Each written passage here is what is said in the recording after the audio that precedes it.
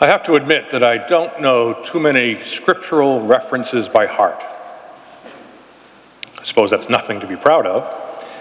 But I do know Romans 8:18, which is the second reading, the beginning of the second reading. And here's the reason why I'm very familiar with that reference. When I was a newly ordained priest, the oil's not even dry on my hands, I went to visit a man that we'll call John. John was a parishioner, and he would often come to daily mass and also served as a lector. Unfortunately, he was dying of cancer. And in those days, they actually had a cancer hospital in the area. I'm not sure if that's the forerunner to hospice or not, but everybody in the hospital was very ill. And John was dying. So I went to visit him, and I said, "Well, John, how is it? How are you feeling?" He said, "Well, you know, Father," I wasn't a Monsignor then, "Well, you know, Father, it's Romans 8:18. And I said, "Really?" I didn't have a clue as to what Romans 8:18 was. So when I got home, I looked it up. That's the first sentence in the second reading.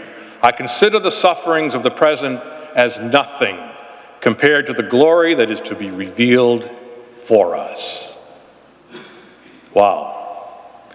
That man taught me a lesson that has stayed with me for almost 40 years. The difficulties of the moment pale in comparison to what awaits us after death. He was living out Romans 8:18. We all have difficulties and challenges, some more than others. And when I look at some folks, I say to myself, I don't know how they do it. How do they do it day in and day out? How do they cope? No doubt you know some folks who have special needs in their families or serious health issues themselves or for a loved one. There's something to be said about associating our sufferings with the sufferings of the Lord. Maybe you had a mother like mine.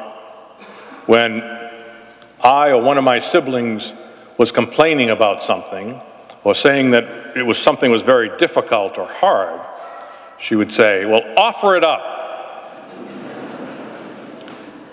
Years later, I learned that one of my dentist brothers adopted that with some of his Catholic patients. It's one thing to hear your mother say it. It's another thing to hear someone who has a drill in their hand saying it. Nevertheless, there is something about the theology of offering it up, to see our present pain and suffering as nothing compared to the glory that is to be revealed for us. Pain and suffering are not good in and of themselves. If you like pain and suffering, there's something wrong with you. But when pain and suffering does enter into our lives, perhaps we can have the faith that John had and say to ourselves or even to others, it's Romans 8:18.